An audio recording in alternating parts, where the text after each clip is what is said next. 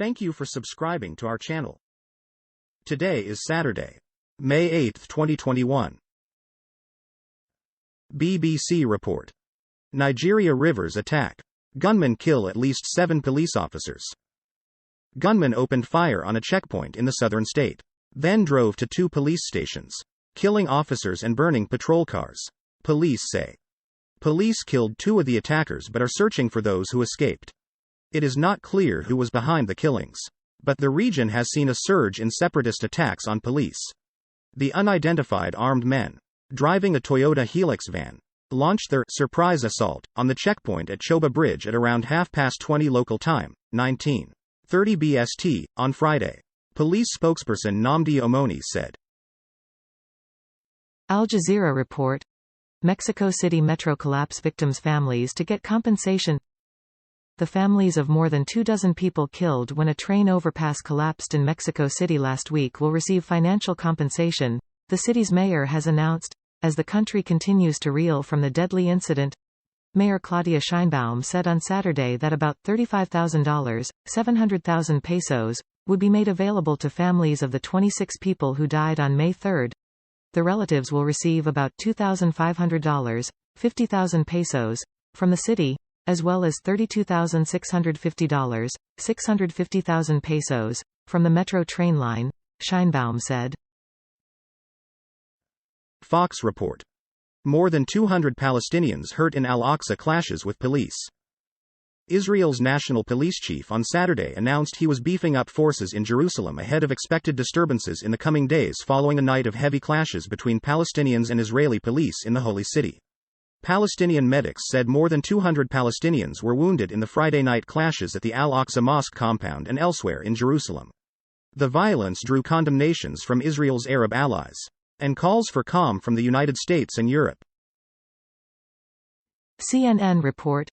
Ethiopian Orthodox Church Patriarch condemns Tigray genocide.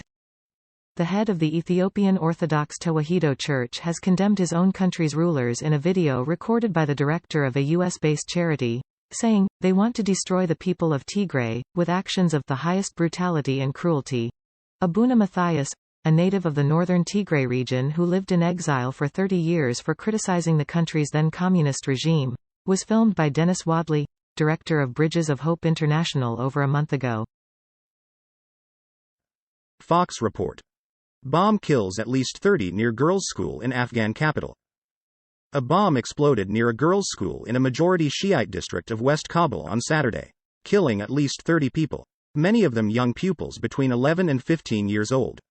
The Taliban condemned the attack and denied any responsibility.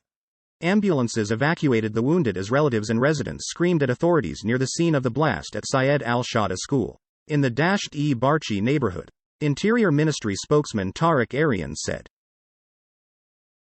CNN report.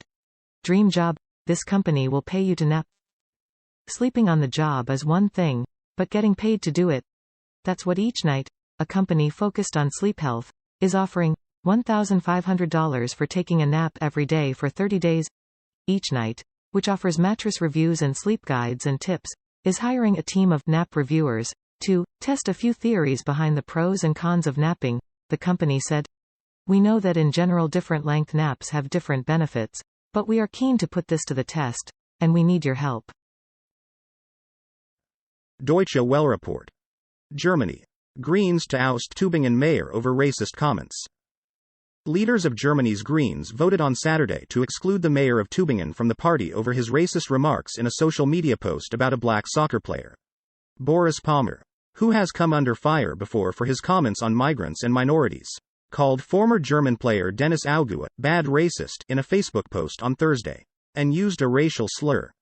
She said the mayor repeated provocations, which exclude and hurt people, thereby losing the Greens' support. In a party conference in Baden-Württemberg, the state in which Tübingen is located, 161 delegates voted in favor of expulsion proceedings for Palmer and 44 against. 8 members abstained. Quote. Al Jazeera report. EU and India agree to resume long-stalled trade talks.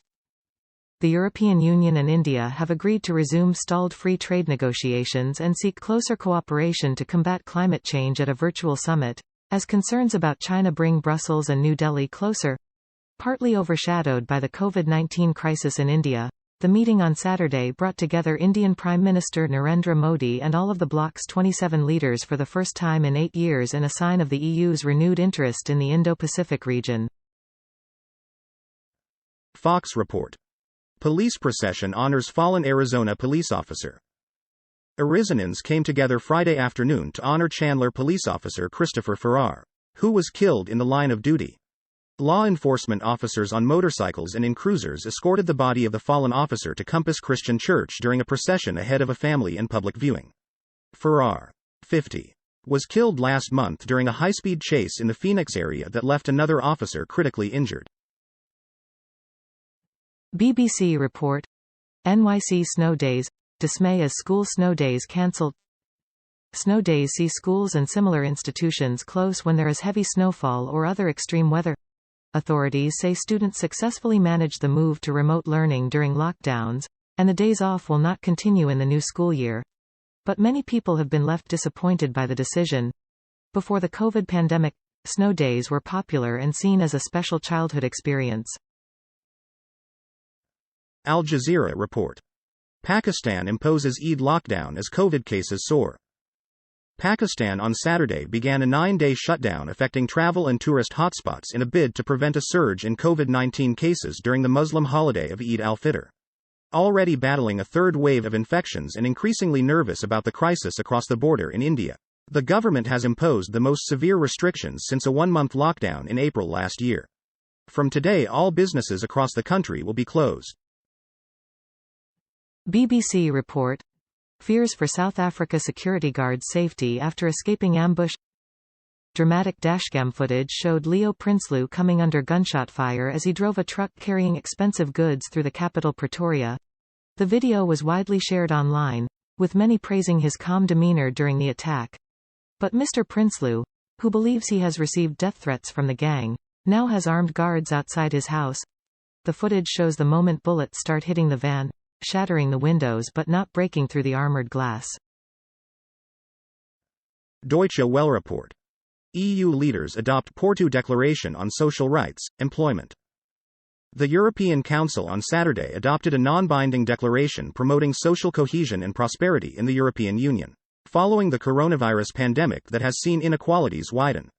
Leaders of the bloc's 27 member states signed the document after holding 2 days of informal meetings in the Portuguese city of Porto. Our commitment to unity and solidarity also means ensuring equal opportunities for all and that no one is left behind, the leaders declared. Deutsche Welle report.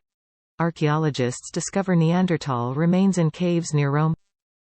Archaeologists found the fossil remains of 9 Neanderthal men in a cave near Rome, Italy's culture ministry said on Saturday. 8 of them date to between 50,000 and 68,000 years ago, while the oldest could be 90,000 or 100,000 years old, the ministry said in a statement. Archaeologists made the major discovery in Grotta Guattari, prehistoric caves found more than 80 years ago, situated about 100 meters, 328 feet, from the coast of the Tyrrhenian Sea in San Felice Circeo in Italy's Lazio region. CNN report. Biden's ambitions for the country depend on this key state. When I saw that CNN's Jeff Zeleny was in Arizona covering the senators there, I was a little confused. The next election is more than a year away. Plus, Arizona is currently home to the most distracting and strange sideshow in politics. An audit of 2020 votes forced by Republicans in the state and run by a company called Cyber Ninjas with ties to allies of former President Donald Trump. A version of this story appeared in CNN's What Matters newsletter. Fox report. How a Confederate flag painted on a rock could cost a New York mom her kid. A New York mom is caught between a rock and an appellate court. The upstate woman has been told she needs to ditch a driveway decoration painted with a Confederate flag or risk losing custody of her mixed-race child. Even though a family court judge didn't consider it to be an issue when it was raised during trial. Given that the child is of mixed race, it would seem apparent that the presence of the flag is not in the child's best interests, as the mother must encourage and teach the child to embrace her mixed-race identity, rather than thrust her into a world that only makes sense through the tortured lens of cognitive dissonance, appeals judges wrote in a ruling released Thursday. CNN report. Countries in Africa fear they could become the next India as vaccine supplies dwindle. The funeral pyres in New Delhi tell the tragic story of an uncontrolled COVID-19 wave. For a world that's grown numb to wave after wave of infection. The images of patients dying due to a lack of oxygen while others lie untended on the floor are a brutal reminder that this pandemic is far from over. In late March, in a desperate attempt to curb infection, the Indian government restricted the export of COVID-19 vaccines from its giant manufacturing hubs to meet some of the country's more urgent needs. Thank you for watching 5 p.m. recap. To be notified, you can subscribe our channel and activate the bell.